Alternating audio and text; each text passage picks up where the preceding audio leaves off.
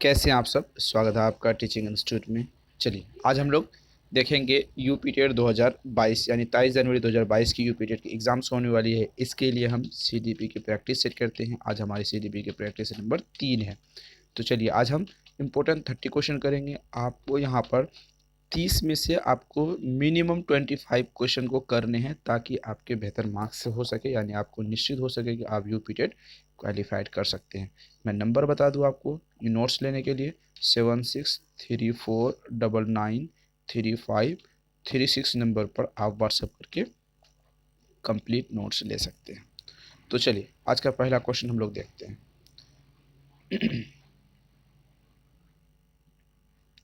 Question number 1 है, बुद्धि का एकल घटक या एकल अवयव सिद्धांत किसने दिया था? थॉर्नडाइक, पावलोव, अल्फ्रेड बिने, फ्रीमैन ने किसने दिया था बुद्धि का एकल घटक या एकल अवयव सिद्धांत? याद रखेंगे यहाँ पर आप एकल घटक और एकल अवयव दोनों को हम एक ही मानते हैं।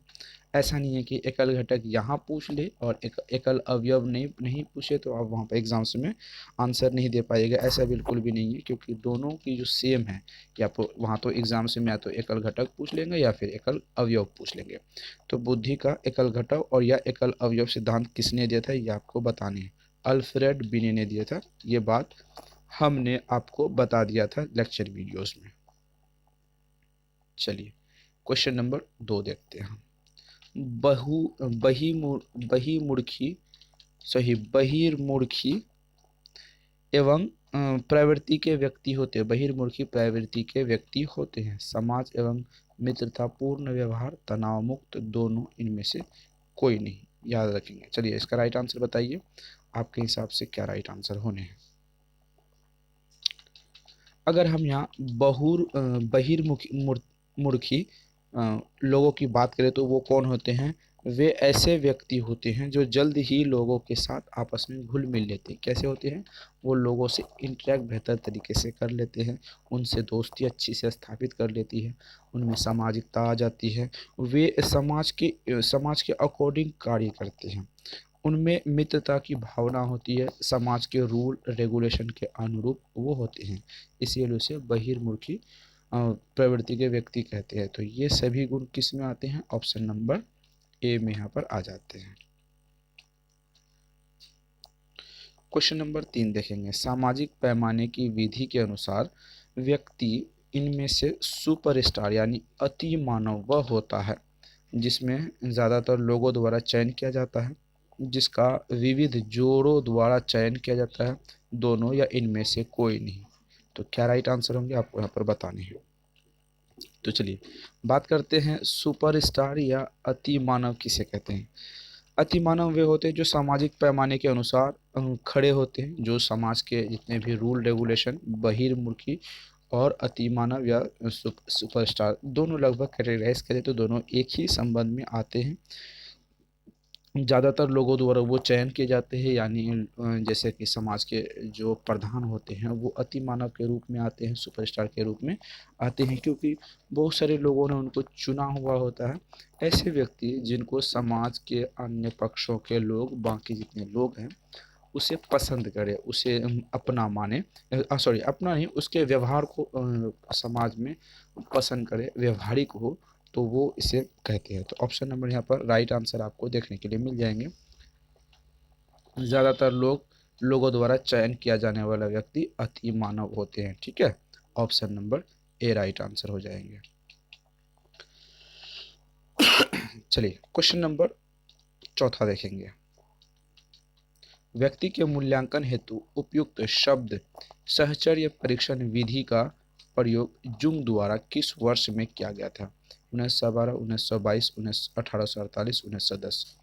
यहाँ पर आपसे कहा कि जुंग ने मूल्यांकन शब्द हेतु प्रयोग सहचर्य परीक्षण कब किया था? ऑप्शन आपके सामने है, राइट आंसर आपको यहाँ पर देने हैं। तो चलिए इसका राइट आंसर आपको बताएं कि राइट आंसर इसका क्या हो जाएगा। तो सबसे पहले यहाँ पर हम बात करते हैं कि व्यक्ति के मूल्यांकन, ठीक है, ये बात रखेंगे, हेतु शब्द का सहचर्य परीक्षण। क्या सहचर्य परीक्षण की अगर बात करें तो आपको यहाँ पर इसका अगर आपसे सवाल वहाँ पर पूछता है सहचर्य परीक्षण विधि किसने दिया था? तो यहाँ पर आप सबसे पहले लिखेंगे जुंग महोदय ने दिया था। ठीक है, ये भी आपका सवाल बन सकता है कि जुंग महोदय ने कौन सा परीक्षण किया था? सहचर्य परीक्षण विधि ये क्या था, किसके संबंध में क्या था? तो व्यक्तित्व के मूल्यांकन हेतु क्या था? ये सवाल आपसे इसी एक सवाल में 3-4 सवाल घुमा के पूछ सकता है। तो यहाँ पर सिंपल सवाल आपसे पूछा है कि व्यक्तित्व के मूल्यांकन हेतु उपयुक्त प्रयुक्त सहचर्य परीक्षण विधि जू ने कब की थी? ये बात आपको बतानी है। ये कब की थी? ये 1910 में की थी। Option number D right answer हो जाएंगे। चलिए, लंबाई, भार, त्वचा का रंग, पैर, आँखों एवं बालों का कलर में विविधता एवं विचलन हो सकते हैं। भावनात्मक अंतर, भौतिक अंतर, मानसिक अंतर, इनमें से कोई नहीं। क्या आप जो इतने लंबे पढ़ के आए हैं, आपको ट्रेनिंग करके आए हैं, कंपटीशन की तैयारी कर रहे हैं, क्या इन चीज़ों के बारे में आप फ़र्क नहीं कर पाएंगे? आप इससे बांट नहीं पाएंगे? इनका राइट आंसर आप कितने सेकंड में? 5 सेकंड में दे पाएंगे। कैसे? चलिए बात करते हैं। ये त्वचा का रंग है, लंबाई है, भार का रंग है, आँखों का, बालों का रंग है। ये फीलिंग से तो बिल्कुल भी नहीं आएगी, भाव से, आपके मन के भाव से तो नहीं आएगी। ये मन के द्वारा सोचा गया तो नहीं है। तो ऑप्शन एक अगर नहीं होगा तो ऑप्शन नंबर यहाँ पर इनमें से कोई नहीं, ये भी गलत हो जाएगा, ये भी गलत हो जाएगा।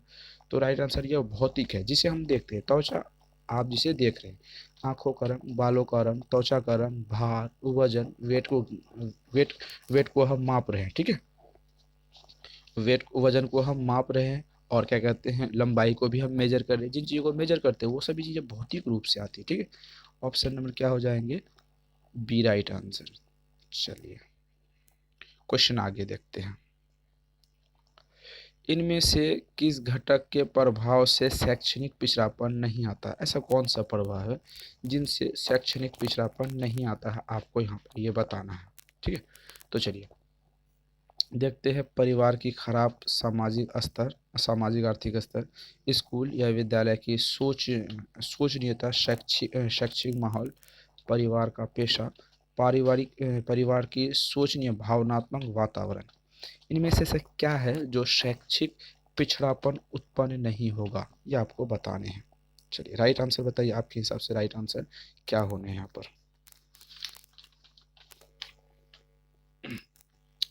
अगर हम यहाँ पर बात करते हैं, तो ये सवाल पूछा, ये क्वेश्चन नेगेटिव सेंस में आया है। कैसे नेगेटिव सेंस में क्वेश्चन आया है? जहाँ पर भी आपको नहीं और नेगेटिव सेंस में क्वेश्चन आए, तो वो क्वेश्चन ऑप्शन आपके 3 सही हो जाएंगे, एक आपके गलत हो जाएंगे। गलत वाले को हमें ढूंढना है। तो चलिए, गलत वाले को कैसे ढूंढते हैं, तो यहाँ पर बात करेंगे। सबसे पहले हम नेगेटिव वाले को 3 ऑप्शन सही होंगे उनके बारे में ढूंढ लेते हैं। शैक्षिक पिछड़ापन आता है परिवार की खराब सामाजिक स्तर का। अगर आपके या फिर आपके विद्यार्थी के जो फैमिली जो होते हैं, परिवार होते हैं, उसके सामाजिक स्तर खराब होते हैं, यानी समाज में उनकी वैल्यूज़ कम है, समाज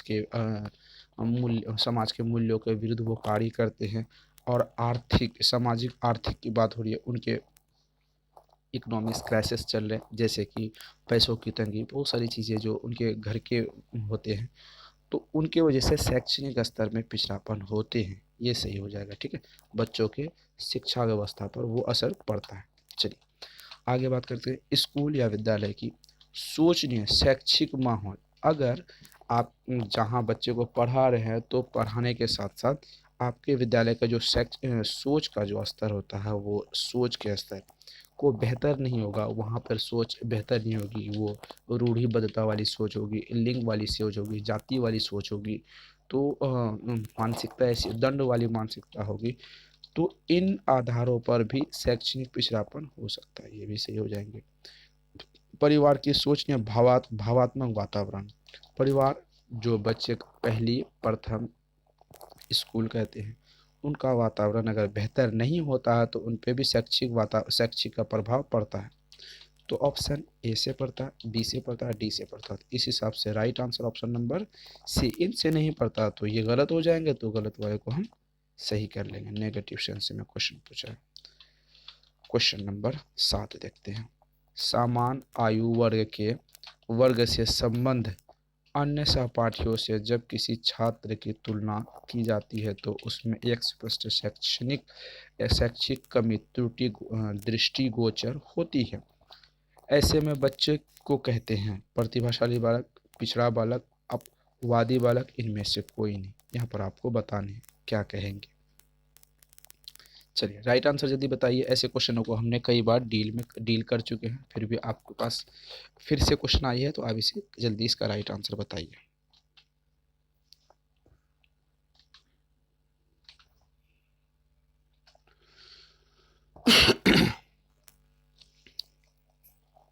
चलिए अगर बात करें यहाँ पर समान आयु वर्ग, एक बालक है, मतलब यहाँ पर एक राम है और यहाँ पर एक मोहन है, ठीक है। यहाँ पर एक मोहन है, यहाँ पर एक राम है और मोहन, ठीक है। दो वर्ग वायु आने वाले बच्चे अन्य सहपाठियों से जब किसी छात्र की तुलना की जाती, इनसे राम और मोहन की तुलना हो रही है। क्या हो रही है? तुलना हो रही है, ठीक है, तुलना कर रहे हैं। तो उनके स्पष्ट शैक्षणिक त्रुटि दृष्टिगोचर आते हैं, जो इनमें जो राम में और मोहन की बात हो रही है। मोहन में जब तुलना हो रही है, तुलना जब हम करेंगे, इनके जो शैक्षणिक कमी है उन कमी को जब बाहर आते हैं तो उसमें बालक के पिछड़ापन होता है, ठीक है। उसमें बालक का पिछड़ापन आते, प्रतिभाशाली बिल्कुल भी नहीं आएंगे। चलिए क्वेश्चन नंबर 8 देखते हैं। कहना है कि सृजनशील मानव मस्तिष्क द्वारा संबंधों को रूपांतरित करके नई विषय वस्तु का रचना सृजन कर नए अंतः संबंधों का विकास करने की शक्ति का पर्याय है। स्पीयरमैन, बारलेट, स्किनर, लेविन ने कहा था। किसने कहा था आपको बताने हैं। यहाँ पर option number C right answer हो जाएगा। स्किनर ने कहा था। ऑप्शन नंबर आपको यहाँ पर सी दिख रहा होगा, स्किनर ने कहा था। आईपीसी का अर्थ क्या है आपको बताना है, ठीक है। आईपीसी का फुल फॉर्म क्या कहते हैं।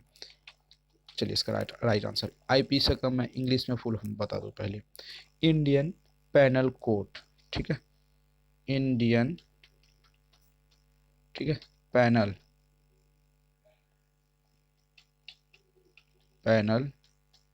कोड। आईपीसी का फुल फॉर्म कहते हैं आई से इंडियन, पी से पैनल, सी से कोड। इसकी अगर हिंदी की बात करें भारतीय दंड संहिता। इसकी अगर हिंदी की बात करें तो option number B right answer हो जाएंगे, भारतीय दंड संहिता हो जाएगी, ठीक है। सिंपल आंसर है। ये क्वेश्चन आपसे कई बार पूछते हैं, फुल फॉर्म पूछा जाता है।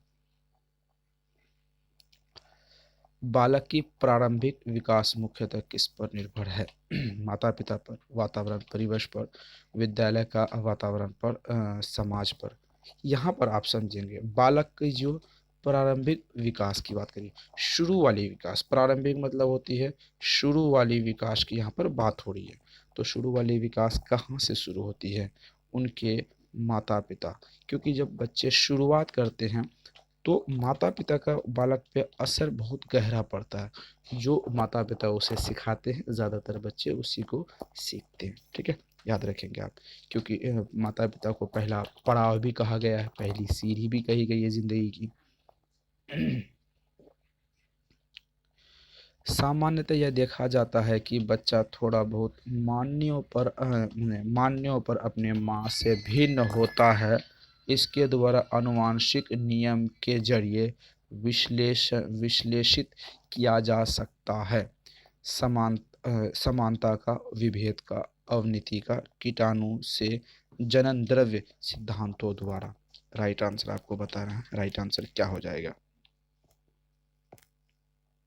यहाँ पर सिंपल सी बात आपको दिख रहा होगा।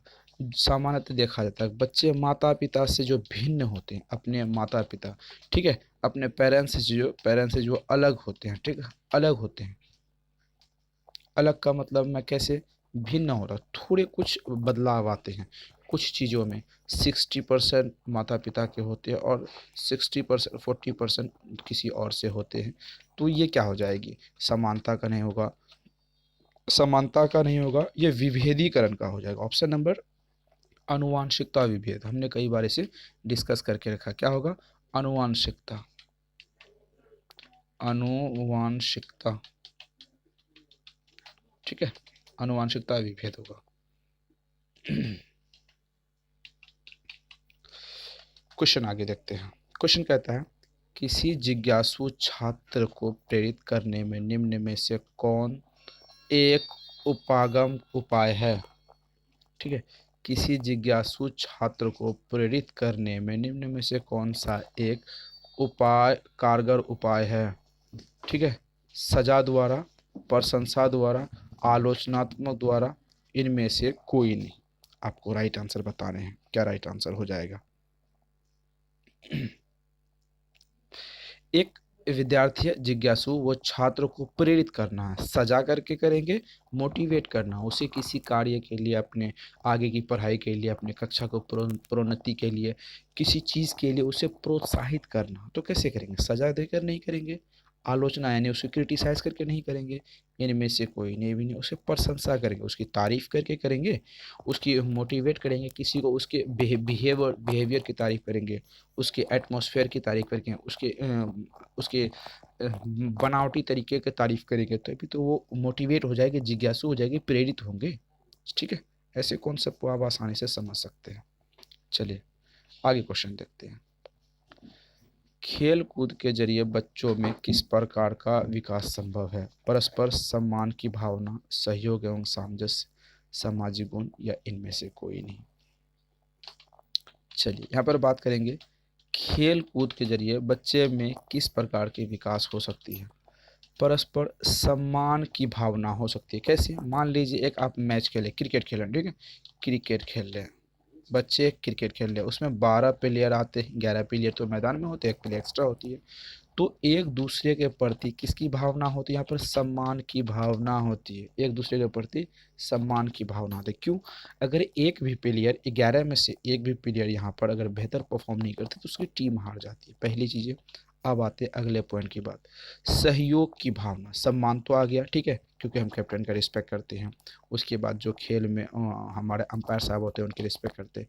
सहयोग, अगर 11 प्लेयर एक दिशा में एक लय के साथ नहीं खेलेंगे तो वो टीम हार जाती है, जिससे शर्मिंदगी होती है। तो यहाँ पर सहयोग की भावना होती है।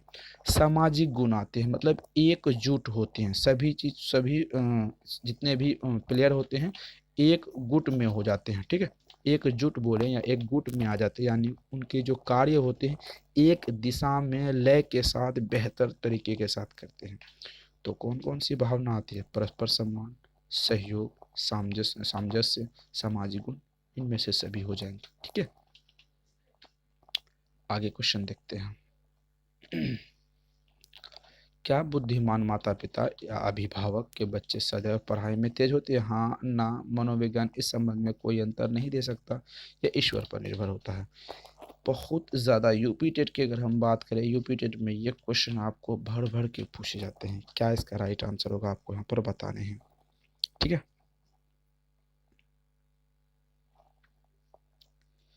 चलिए, एक माता बुद्धिमान के माता पिता या अभिभावक सदैव पढ़ाई में तेज होते हैं, ये बिल्कुल भी गलत है। ऐसा नहीं है कि डॉक्टर के बच्चे होते हैं हमेशा डॉक्टर नहीं बनते, लेकिन यहाँ ये अनुवांशिकता कहती है कि कुछ हद तक बुद्धिमान के माता पिता वो बुद्धिमान होते हैं।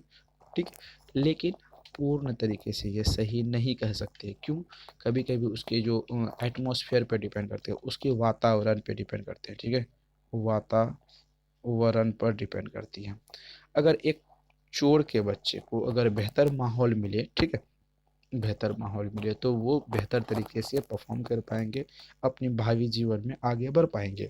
अगर एक डॉक्टर या वकील का बच्चा, अगर उनको वातावरण, एटमॉस्फेयर, स्कूल का वातावरण, फैमिली का वातावरण बेहतर नहीं मिले या फिर उसे दूसरे वातावरण में पाला जाए, तो इस हिसाब से उनके बीच उनके बीच संतुलन स्थापित नहीं हो पाएगा। तो जिस वजह से यहाँ पर बच्चे क्या हो जाएंगे, ये चीज़ें सही नहीं कहलाई जाएगी। ठीक है, चलिए आगे क्वेश्चन देखते हैं।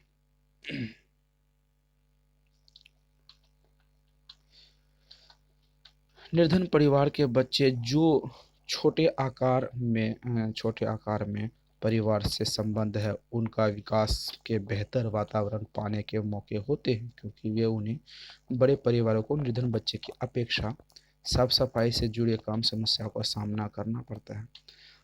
उनके अभिभावक ज़्यादा प्रसन्नचित्त रहते हैं, उन्हें शांतिमय परिस्थिति मिलती है, उन्हें बेहतर परिस्थितियाँ प्राप्त होती है। आपके लॉजिक से पेडागोजी का सेक्शन है। पेडागोजी का सेक्शन आप कैसे सॉल्व कर सकते हैं? पेडागोजी सेक्शन को आपको सॉल्व करने के लिए हमने टैग वर्ड बनाए हैं, टैग एंड ट्रिक के माध्यम से आप इसे सॉल्व कर सकते हैं।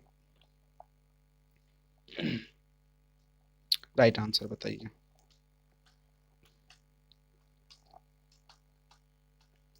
सिंपल सी बात है, एक निर्धन परिवार के बच्चे जो छोटे आकार में होते हैं, उन्हें विकास के लिए बेहतर बेहतर परिस्थितियों का सामना करना पड़ता है। उन्हें अलग अलग परिस्थिति, अलग अलग माहौल, कभी ठंडी से गर्मी बरसात मौसम की मार होती है। उनके बड़े लोगों का बहुत ज़्यादा सम्मान तो करनी ही होती है, लेकिन बड़े लोगों अलग अलग लोगों से मिलना होता है, अलग अलग लोगों परिस्थितियाँ होती है, अलग अलग क्षमताएँ होती है, तो उनको यहाँ पर अलग अलग सी होती है। Option number D right answer हो जाएंगे। बच्चे के सामाजिकरण की दो विधियों में, एक स्नेहपरक सजा एवं डैश, द्वितीयक मनोविज्ञान सजा मिलती है, उद्देश्य परक सजा मिलती है, मानसिक सजा मिलती है, अस्थाई सजा शामिल है। क्या राइट आंसर होंगे बताने आपको। यहाँ पर उद्देश्य की बात आ जाती है। Option number B right answer हो जाएगा, उद्देश्य की बात आ जाती है। जीवन की शुरुआती अवधि के दौरान यदि किसी भाषा को सीख लिया जाता है तो हर बच्चा भाषा पर विदेशियों की तरह प्रवीणता हासिल कर लेता है। एक मूल यानी पैतृक समाज भाषाई निवास में शांति प्रभाव प्राप्त कर सकते हैं, धीमे सुस्त प्रशिक्षु बन सकते हैं, एक वयस्क वक्ता बन सकता है। क्या बनेंगे आपको यहाँ पर बताने हैं। जीवन के शुरुआती दौर में यानी बच्चे छोटे चाइल्ड अवस्था में, बाल्यावस्था में के दौरान यदि भाषा को कि सीख लिया तो हर बच्चा क्या हो जाएगा, एक पैतृक भाषाई समाज निवासी शांति प्रवासी रह सकते हैं, शांति प्रवासी कर सकते हैं। Option number B right answer. 1 से 3 वर्ष की आयु के मध्य एक बच्चे की भाषाई विकास दर डैश प्रतिशत में लगभग है, 500 से 1000 तक, 200 से 10 तक, 20 से 50 तक, 50 से 5 तक। राइट आंसर क्या हो जाएंगे आपको बताने हैं।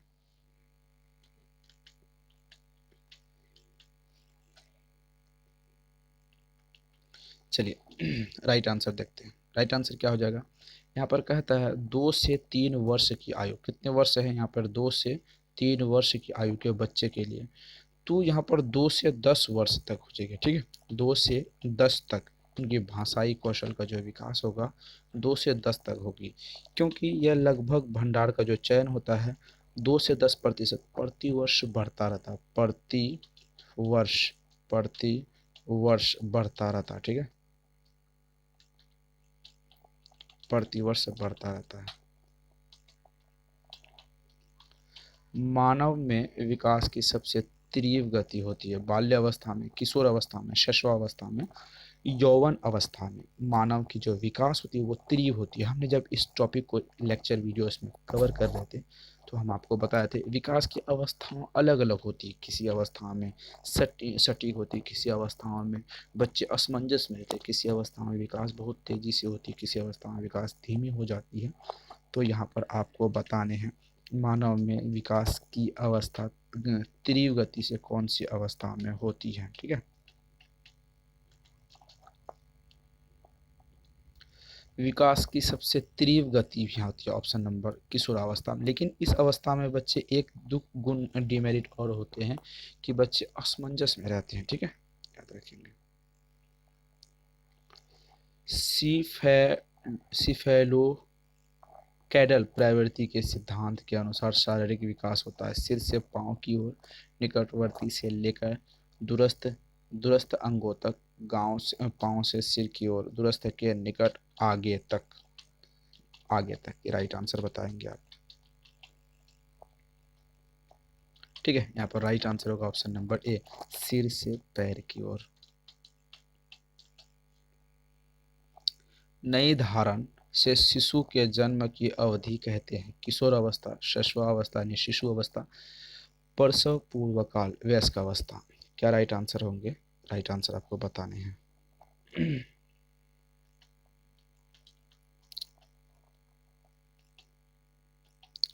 नई धारण की शिशु के जन्म की अवधि जो होती है वो जन्म की अवधि पूर्व प्रसव काल कहते हैं। ठीक है, पूर्व प्रसव काल कहते हैं। ये लगभग 280 दिन की होती है, याद रखेंगे आपको, ये 280 दिन की होती है।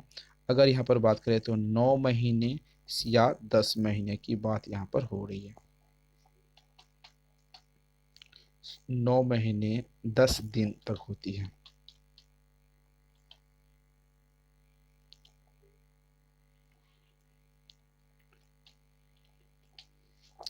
जीन पियाजे द्वारा परिभाषित चरण जिसमें संज्ञानात्मक विकास की शुरुआत शिशु द्वारा अपनी संवेदना, विवेक एवं गतिविधियों इस्तेमाल दुनिया को समझने के साथ होती है कहलाते हैं। संवेदी मोटर अवस्था, संचालन पूर्व अवस्था, साकार मूर्त अवस्था, इनमें से कोई नहीं। राइट आंसर बताइए।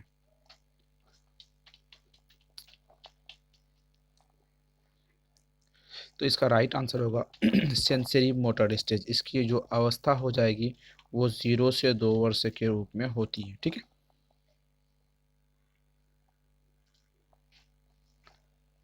रोरशा रोशा स्याही डब्बा परीक्षण जो व्यक्ति का मूल्यांकन करने के लिए इस्तेमाल किया जाता है, विकास किसने किया था? आइजैक, एल्पोर्ट, हार्टमैन, रोशा, जिन पियाजे ने। क्या बात किसको बताने हैं? जो रोशा स्याही डब्बा है जो व्यक्ति का मूल्यांकन करता है, हमने इस टॉपिक पे वीडियो भी बनाया आपको, तो इसके बारे में आपको बताना है किस इसका आविष्कार किसने किया था।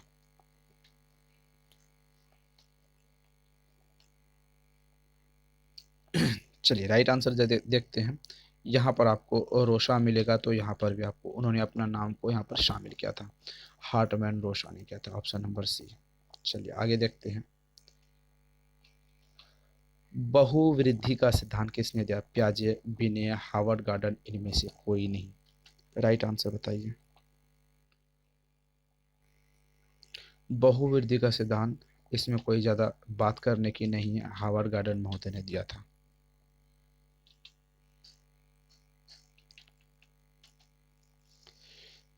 अपने आसपास के वातावरण माहौल के साथ सामंजस्य बिठाने की क्षमता में बुद्धिमत्ता का संबंध जोड़ने वाला मनोवैज्ञानिक था।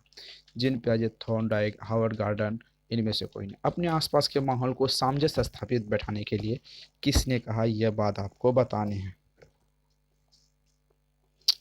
अगर अपने वातावरण के साथ अंतःक्रिया करने के लिए किसने कहा था? आपको याद है हमने जब लेक्चर वीडियोस पढ़ा रहे थे, अपने वातावरण के साथ क्या करने के लिए कहा था? जीन पियाजे ने संबंध स्थापित करने के लिए कहा था। ऑप्शन नंबर यहाँ पर ए राइट आंसर हो जाएंगे। चलिए क्वेश्चन नंबर 26। थॉर्नडाइक का सिद्धांत इनमें से किस वर्ग के सिद्धांत के तहत सूचीबद्ध किया जाता है? व्यवहारिकता का सिद्धांत, ज्ञानात्मक सिद्धांत, मनोविश्लेषणात्मक सिद्धांत, इनमें से कोई नहीं।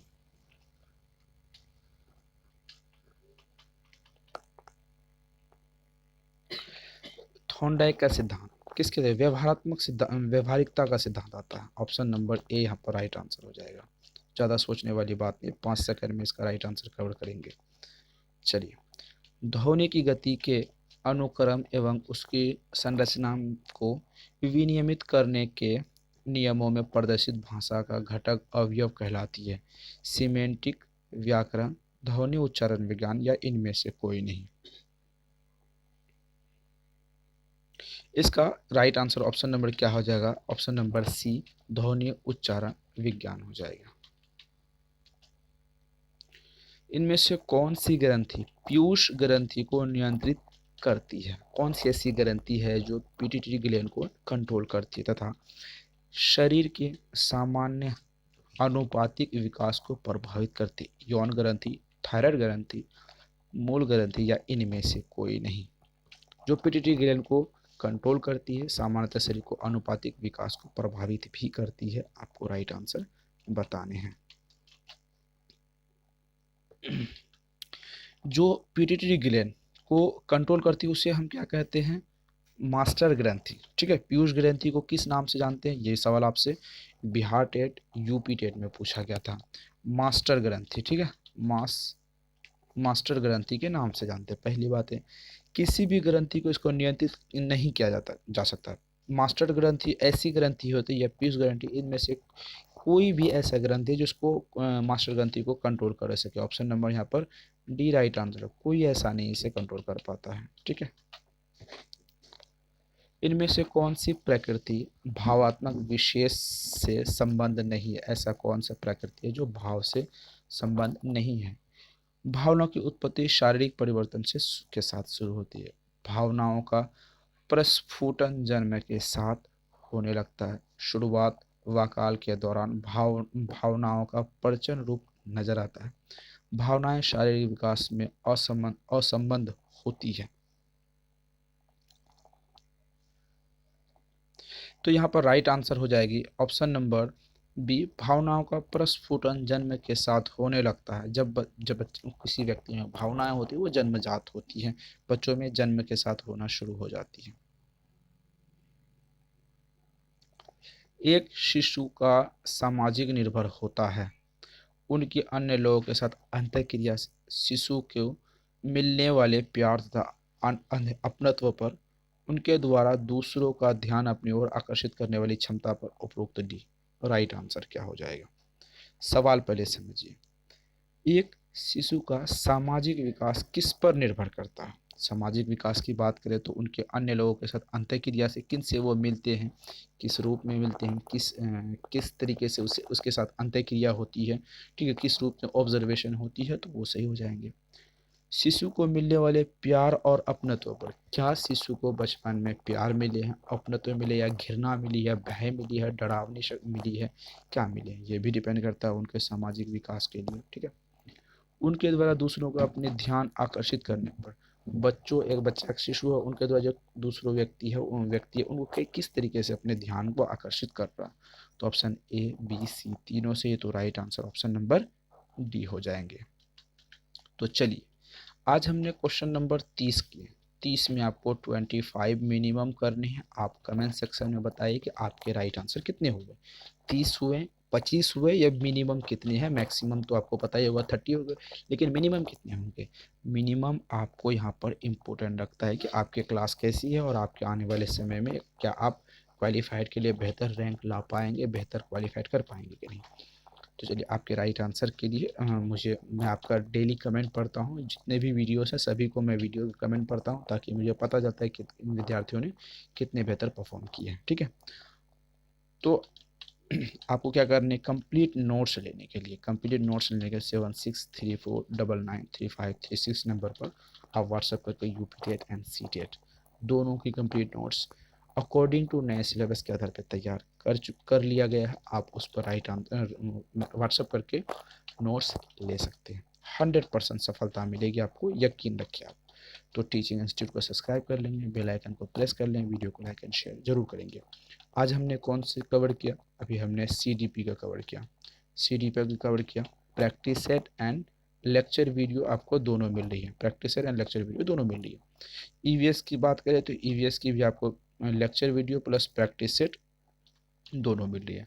मैथ्स की अगर बात करें तो मैथ की हमने लेक्चर वीडियो भी करके रखा, प्रैक्टिस सेट आपको अभी डेली मिल रही है। आज हमने सवेरे मैथ की क्लास होती है, हिंदी, इंग्लिश, सभी सब्जेक्ट की लेक्चर वीडियो और practice set time to time आपको मिलती रही है, डेली मिलती है। तो आप चैनल पर ज़रूर बने रहें, 100% यकीन रखें। आप हमारे साथ जुड़े रहें, आपको यकीनन सफलता मिलेगी। तो फिर मिलते हैं इसी आशा के साथ, फिर नए अगले अच्छा टॉपिक के साथ, अच्छे कंटेंट के साथ। तो तब तक के लिए थैंक यू।